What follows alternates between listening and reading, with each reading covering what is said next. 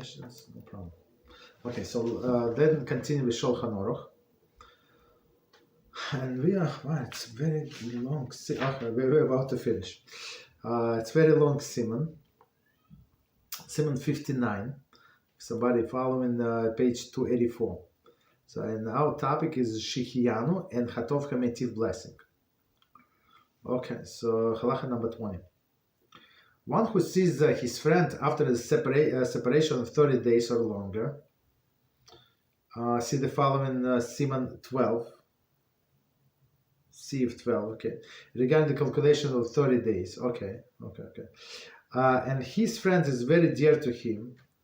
And certainly, if he is someone greater than himself, there is someone whom he must honor, such as a father or Torah teacher, and he is happy to see that person.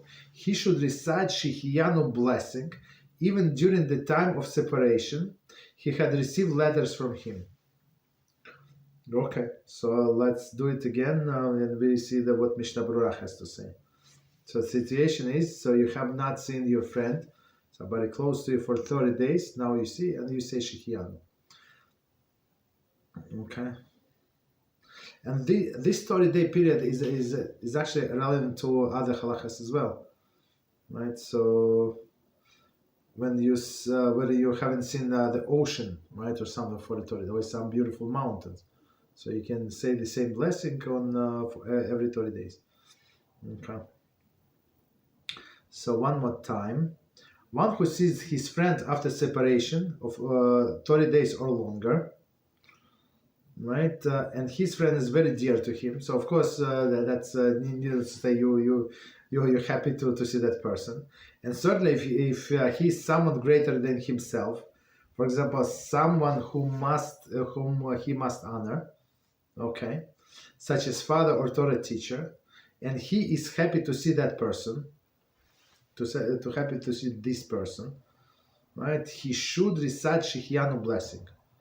Okay, on that person, not on that person, but on occasion. So Shihiyanu, basically, you're thanking HaShem that allow you to live to that moment. That's the Shihiyanu. And even during the time of separation, he had received letters from him. 53.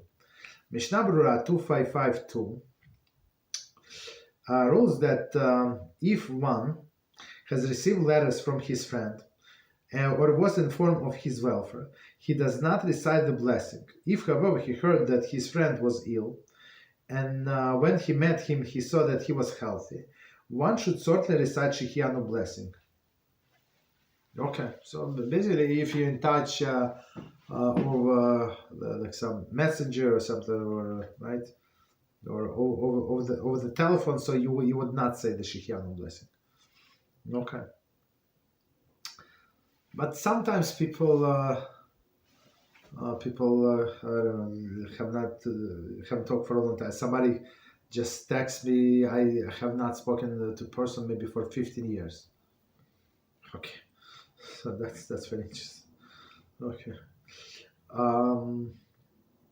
if he sees his person, if he sees the person from the time from the first time after the 12 months of separation, he should recite the following blessing.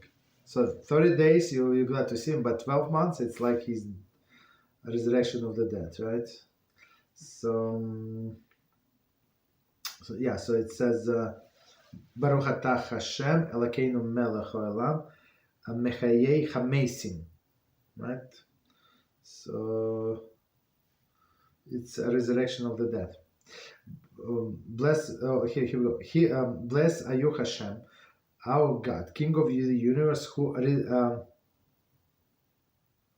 resuscitates the dead. Resuscitates. I said resuscitates the dead. I mean, it's the same meaning. Resuscitate the dead. So meaning you haven't seen the person 12 months, it's like he was dead. Very interesting. For this person was forgotten from the heart after such a long period, such a long separation. Just as the deceased person is forgotten after 12 months. As it is written in Tehillim 31:13, I have become forgotten as the debt from the heart. I haven't become that lost vessel. I'm sorry, lost vessel. Okay, so let's try to understand what it says here. So after you have not seen your friend for or somebody dear to you for 12 months, so you say Michayecha Mesim, right? Who revives the dead. It's very interesting because 12 months we say Kaddish for deceased parents, right? For 12 months, right? Because that's how long we usually remember them. And after 12 months, usually there is a time when people install a stone, right? Tombstone, because that's when you start forgetting. So after in the 12 months, the most likely person is not forgotten, but after 12 months, that's it. Okay. So in some sense, that person was like a dead person. Okay. So and he compared and I become like a lost vessel. So that's from Tehillim. In what way the debt analogous to a lost vessel? Just as utensil, one who loses it and does not find it within 12 months, abandons hope to retrieve it. So it is with that they are forgotten from our hearts after 12 months. Okay. When the Mechayim Mesiv blessing is recited, one does not recite Shihyanu blessing. However, if he recites a letter, if he receive a letter from him during that time, or if he heard about his welfare during that time, he does not recite Shihyanu, Mechayecha Mesim blessing, but rather recite Shihyanu blessing. So meaning he received the letter, but he have not seen or heard from the person. So today with a telephone connection or internet connection, of course, it's different. I mean, messaging. I mean, even in messaging, it's you see this messaging today is different from letters. When you send a letter, maybe it was letter. How long does it take? 1 week, 2 weeks, sometimes months to get to a person. Right, and you don't see connection, right? When he wrote or when he sent all of this time, but today when you send somebody a message and person answer in the next 15 seconds, so you feel that somebody is on another side. So that's a very different feeling. Okay, so continue. There is no distinction with regard to the blessing between males and females. Even a man who sees his wife after extended separation, or his mother, sister, or daughter, or a woman who sees her husband after the extended separation, or her father, brother, or son, recite the same blessing. Okay. So let's do this piece again, and we're going to explain. Just as a utensil, just as a utensil, one who loses it and abandon and does not find it within the 12 months, abandon hope to retrieve it. So let's see the commentary, and we're going to explain. One who finds a lost object must announce his find up to 12 months from the time it was found. After that, it is assumed that the owner did not.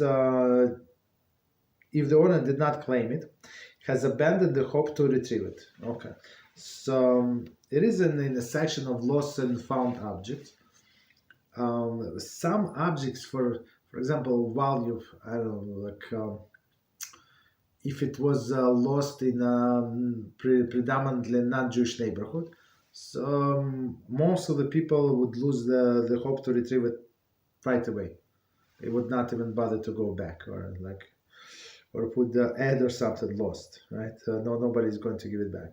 But so for some other things or an object without a sign, right? So if you cannot describe this object in all of the details that can prove that it's yours, so usually people would lose hope, right? So they would not lose hope to retrieve it.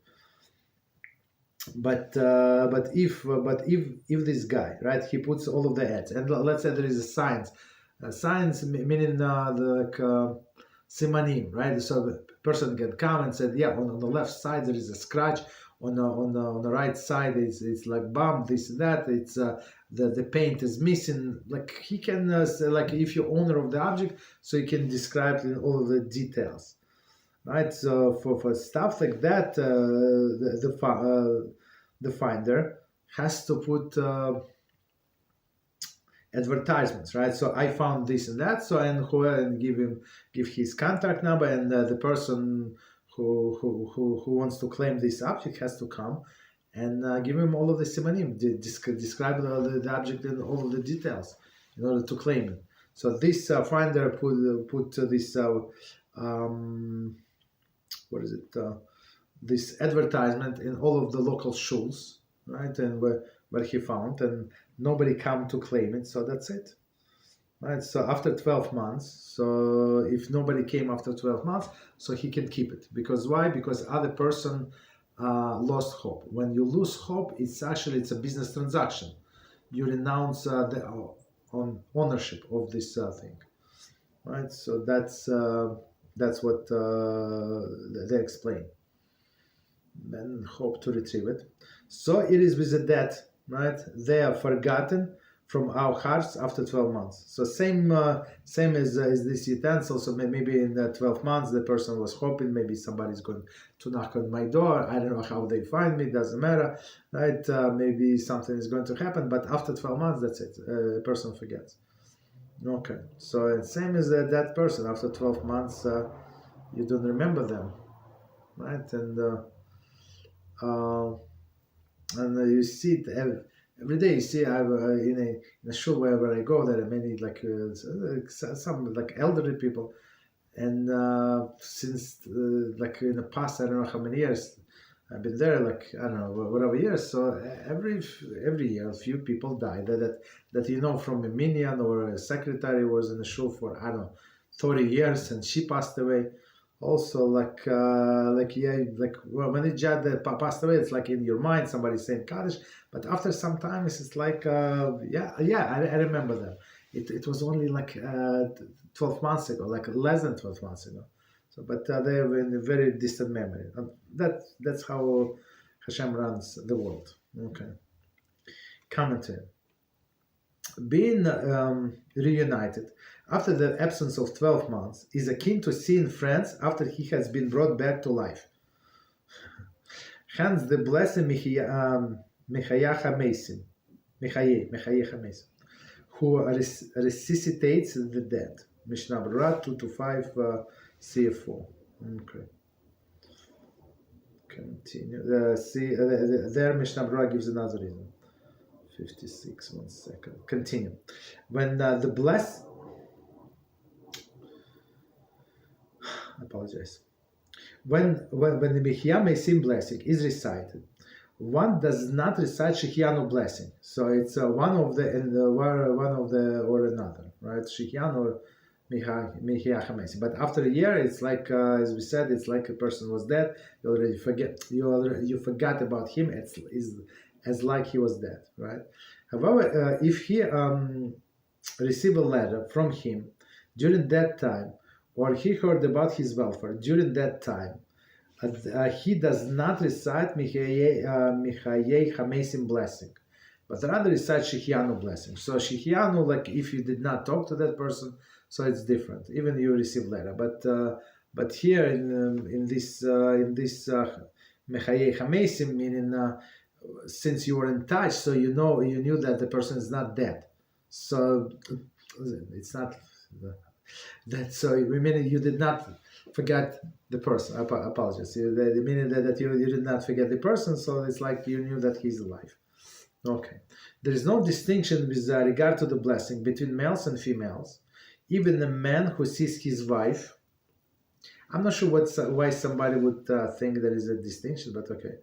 Even a man who sees his wife after extended separation, right, or his mother, sister, or daughter, or a woman who sees her husband after extended separation, or her father, brother, or son recite the same blessing.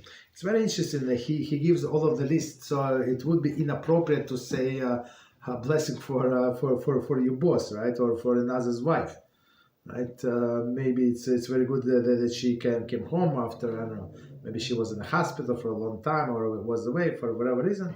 So it's not appropriate to say that you're very glad to see her. Okay, maybe you're glad for him, but keep it to yourself, basically. Very interesting halacha. Any questions on what we said?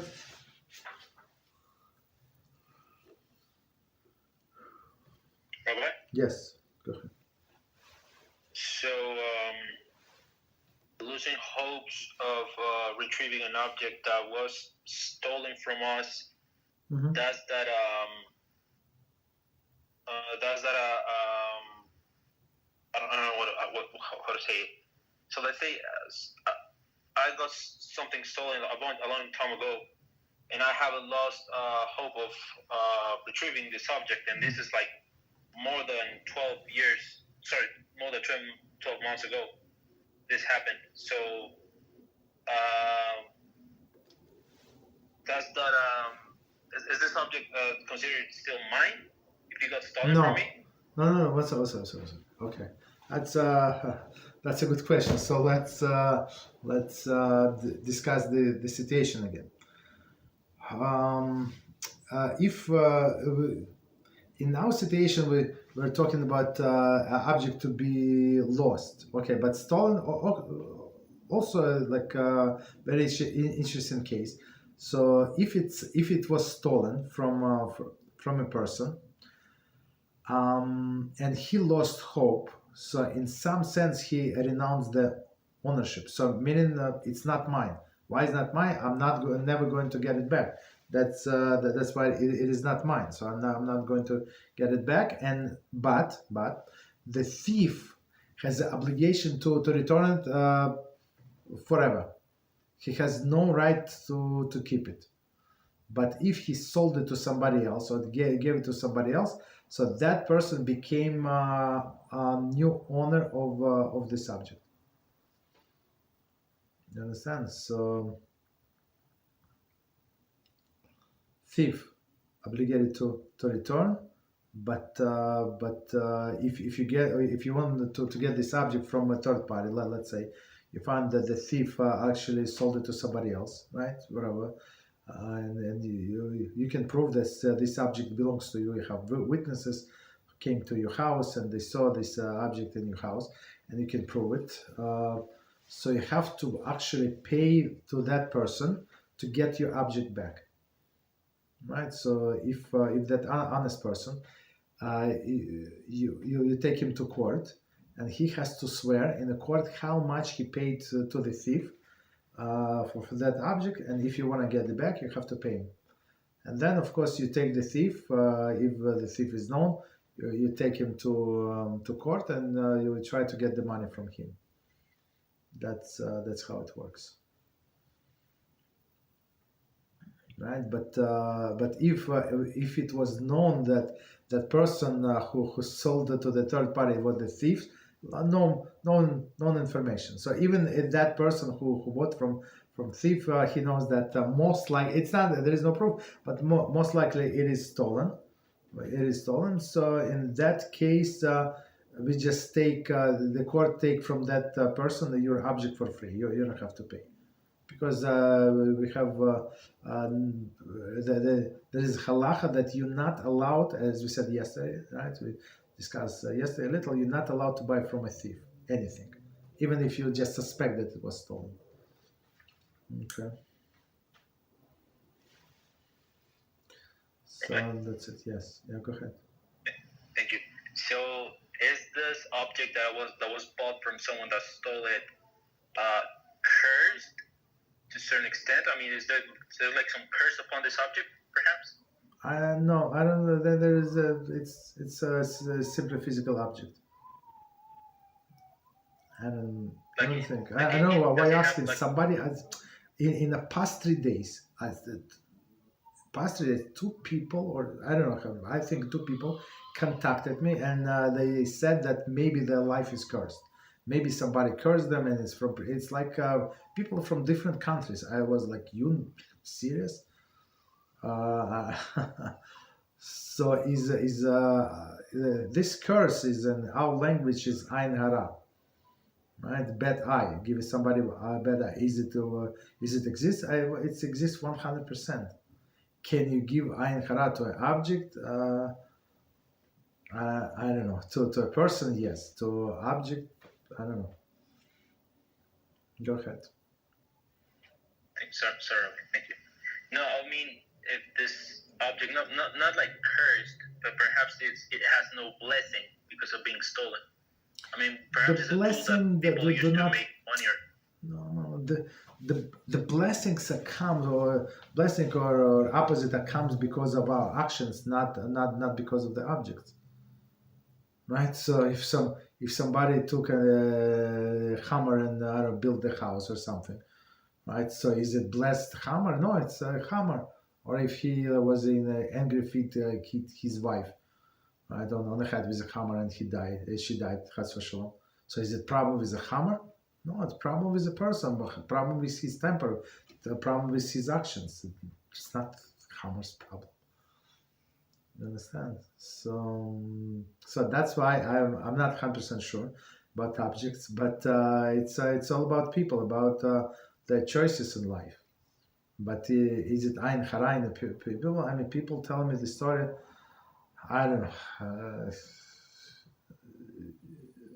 It's a terrible story. It's not like I doubt them, but if 53%, whatever they say is true, it's terrible life they live in. Unfortunately, that's very, very sad what's going on in this world. Yeah, go ahead. Thank you, Rabbi. You're welcome. There's a question on the board in regards to this topic. It says, if Shimon steals a valuable stamp from Reuben without witnesses, and Reuben recognizes the stolen stamp when Shimon is not there, can Reuben steal the stamp back? No, he's not stealing. He's taken back. Yes, he can take back. Well, whatever he sees, he can take back. Yes. If there were witnesses, yes. And then, so basically, he knows it is his, yes. Thank you, Rabbi. Mm-hmm. You're welcome. There's another question. Okay, go ahead. This says, Shalom Aleichem, LevLeib. Thank you for your question. If someone has not seen someone for 1 year, and it's considered as if he or she died, does this also apply for that person's sins? For example, if we run into someone who wronged us over a year ago, should we engage with him as though the old him has already died from the get-go? No. 1 second. So okay. Step back. So how this 1 year, it's like the parallel to the dead person. So let's say it clearly one more time. So meaning after 1 year, a person forgets about the dead person, right? And after 1 year, when somebody does not see a person, when somebody is dead, so you don't think about him or her, right? For the relatives, right? But if and same with a person, somebody moved away. For example, like in my shul where I go, like people come, people go, they move back, they come to visit their parents, grandparents, they move, stay for 2 weeks, months. I know, like I don't ask any questions, anybody, but I just see person. Whoa, the last time I saw him many years ago. But all of these years that after he left, I like. It's not like I'm thinking about anybody, but okay, so the guy left. He has a beautiful voice. He used to daven for us. Now he does not. Okay, so I mean, the life is going on. You understand? So I have not. I was not thinking about that person. So it's like he was dead. So that's the connection. So you don't think about the dead people because that's it. They're dead, right? And the same is the person you have not seen You don't think. But people who you see constantly from time to time, so it's like you see that person was smiling, he was in a bad mood, he said this, you said that, so like you saw him, like he was rushing to you, you opened the door, so some kind of connection, so you think about the person. But if you had not seen, forget, right? Even like for a few weeks, right? You'll forget until you see him again. So that's the connection. And could you read this question again? I apologize. I think it was the second thing that we need to explain. So, yes. Let's go down. Want me to read the whole thing again, or just the second part? Okay, second part. I think. Yeah, go ahead. It's like an example that our friend gives us. He says, for example, if we run into someone who wronged us over a year ago, should we engage with him as though the old him has already died from the get-go? No. I mean, we should forgive a person who whatever they did to us, first of all. But we have to be cautious. I mean, how do you know that person did teshuvah? Right? Maybe yes, maybe no. So you just keep the distance, meaning be nice to that person. But he asks you for a loan of money. You just remember what happened last year. He said, I did not borrow anything from you. You're probably dreaming. Okay, so I'm dreaming. Okay, so no more loans for you. You understand? So we don't assume things. There is as Rabbi Mizrahi Shlita always say, there is no mitzvah to be stupid. Okay, understand? Okay, what else? Thank you, Rabbi. No, there's no more questions. Okay, good.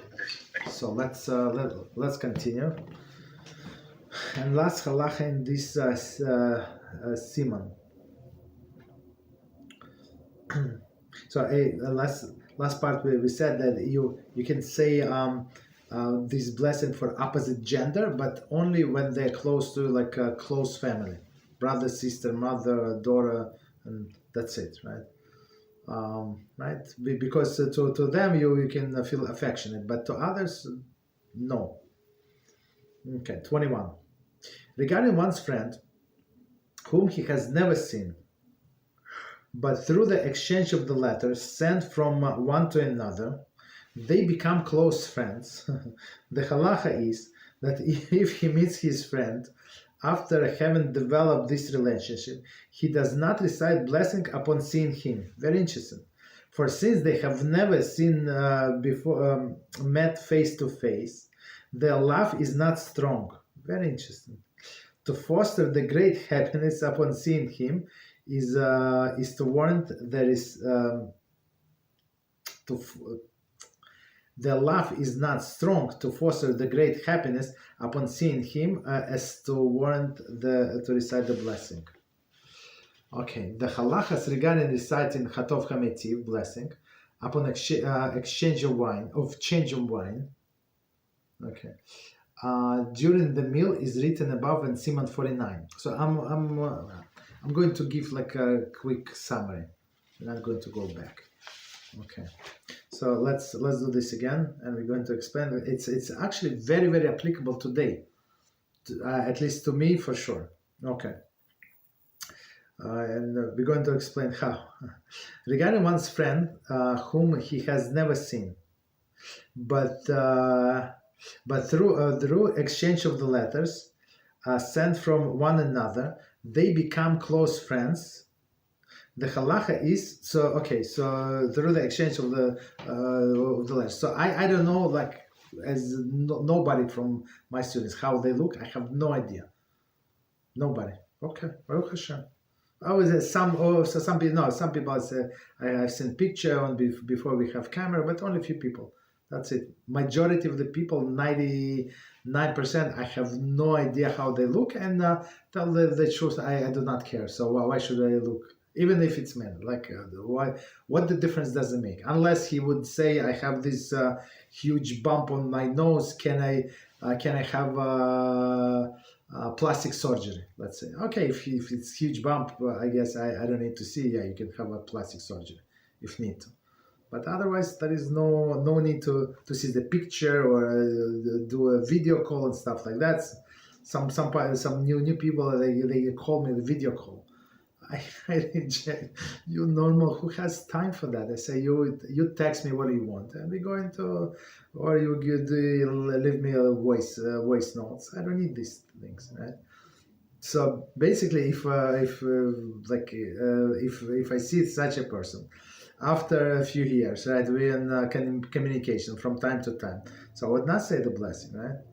That it's that if he meets the friend after having developed this friendship, he does not recite the blessing upon seeing him, for since he have never seen him, met him face to face, their love is not strong to foster the great happiness upon seeing him to warrant the recital of the blessings. So sometimes people get disappointed, right? So I mean, they expected in their mind that develop some image of that person who are speaking for a long time, right? And now they meet someone else, and I talk when I spoke to a few ladies. So in the process of shidduch, I said, don't put the picture from 15 years ago or from 10 years ago. Put like normal picture, because we had this disappointment that she would put her picture from 10 years or 15 years ago. She looks like I don't know, very, very nice looking,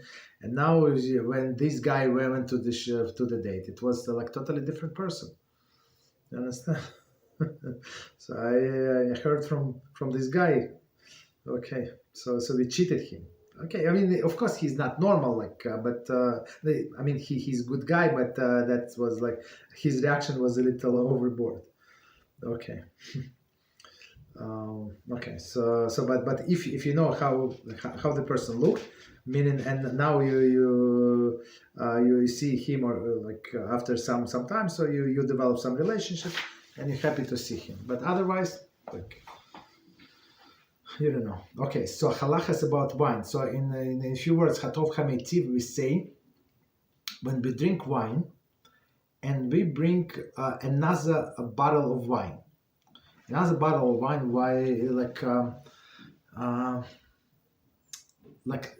to show that we have abundance of wine. It's not like we have a little in the bottle for 5 people, right? The leftover from last time, and we finish. Of course, it's not enough, so we would open another bottle. It's not that. Or we had 2 different bottles on a table, or one was here and one was refrigerator was planned to drink it. So it's not. You would not say hatom hametzim. But if you were drinking one and you decide let's try another one, so and you open just because, so in this case, and you would say hatov hamesiv,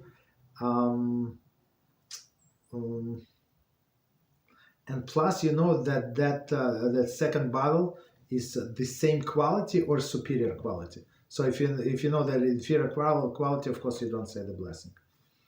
Okay, just a summary. Okay. So any questions, or we continue to next Siman? Any questions?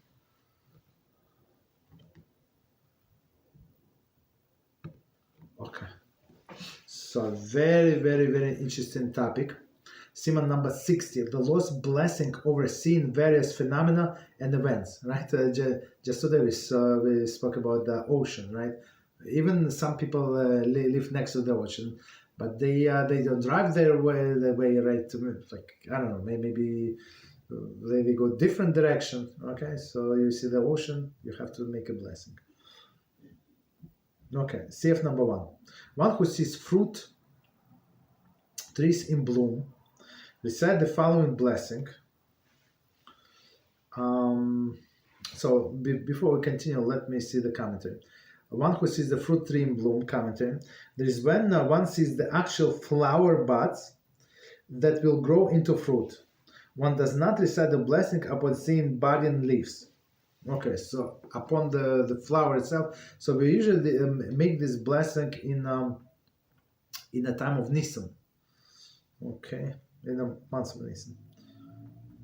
So one more time, one who sees a fruit tree in bloom. So again, the flower that represent the fruit itself, not the leaves, right? So inside the following blessing, I'm going to skip the beginning. So, who did not leave anything lacking in his universe, and created in its good creatures and good trees, through which to provide mankind pleasure. So it's very long blessing. So usually people in where I live, I mean, of course, Jewish people, they would make this poster, like put it in a plastic, right? In a plastic, and hang it on one of the branches of the tree, or one of two, right? So people can read. They would come like in the months of the blooming, and they can read the blessing. It's very convenient, very thoughtful of them. Okay. One recite the blessing only once a year, right? Even if one sees several different types of fruit trees budding at the different times, the blessing recited only once. Mishnah Brura. Okay, we got it. Only once. If one delayed reciting the blessing until the fruit grew, he can no longer recite the blessing.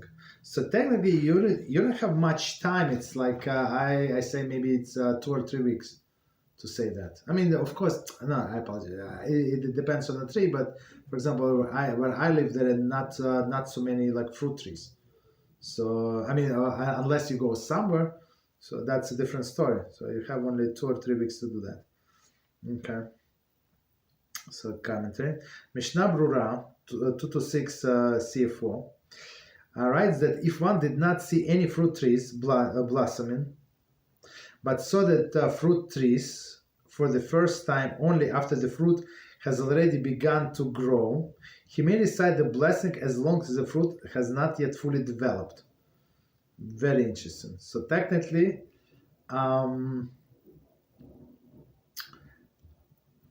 we need to see what is the situation is. I mean, if maybe the person was prevented, maybe he was busy and could not go to the place where the trees are blooming, that's a different story. But if he ignored, for example, in where I live, they have I mean, I know where to go, but they have a list of the local trees, like with addresses, like and you just find the closest to you, and you go. I mean, people do this hazard on on the internet. They tell you where you can make blessing. Okay, some authorities say that if one they list the Jewish trees, right? Because for non-Jews, like they would feel uncomfortable when Jews come, right? And they point the tree. Sometimes the kids behave not very politely, right? They went touch the tree, the branch, stuff like that. So of course it's not proper. So like not to aggravate non-Jews. So we list only Jewish trees, right? That belong to the Jews. All right. So I mean, they can call police. 10 people come and stare at my tree and stare at my windows. Maybe they plan to attack me. Like that's they would not understand why you're reading. Like were you cursing me? So that's we have to be very considerate that not everybody learning with us these halachos. Okay. If one delays reciting the blessing until the fruit grew, so one more time, he can no longer recite the blessing. So Kitzur said no, but Mishnah Brura says if he could not do it, so after the fact, before the fruit completely develops, so you can still say it. Okay. Some authorities say that if one did not recite the blessing the first time he saw the blossom, he does not recite the blessing upon seeing the blossom again. See Machatzitz Hashekel Siman 226. I mean, that's very tough rule. So let's see. Machatzitz Hashekel cites a different opinion regarding this ruling. According to Mishnah Brura 226 CF5, one may recite the blessing upon seeing the blossom, even if he had seen the blossom before. So meaning sometimes, like it happened to me many times. I was in a rush, like in the morning, like I would pass this house. So I don't have I don't have the text with me. I don't remember it by heart. No, I don't have 30 seconds to stand because I'm going to miss my train. So it's like and I would pass like for like maybe 3-4 times, and until I have time, like I decided today I'm going to do it. So there is no problem. So we can go according to this opinion. So when you can have a clear mind, you have enough time, you can concentrate, you can look at the flowers, and say the blessing. Any questions on what we said? Rabbi? Yes. The question on the board, it says, for the blessing on fruit trees, for the blessing on fruit trees blossoming once a year, I wonder, when does the year start? Does it start on the new year of the trees or on Rosh Hashanah? No, not this and not that. So we actually, it does not say here, but we have a tradition to do it in Nisan, from the first of the Nisan, and is it in all of the places around the world?